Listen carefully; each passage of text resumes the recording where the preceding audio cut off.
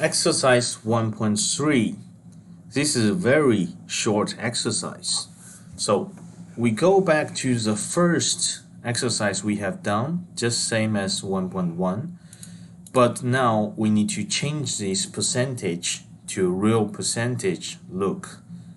So we know 0.19 means 19%, which is the same number. But wouldn't it be nice if it's just shown as a percentage?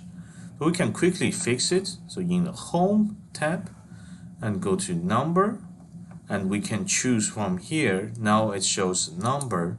We can choose from here, click on Percentage, or we can also click on this part and change it to percentage.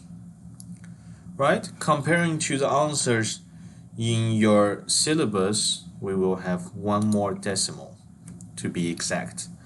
That's all. Just change the format.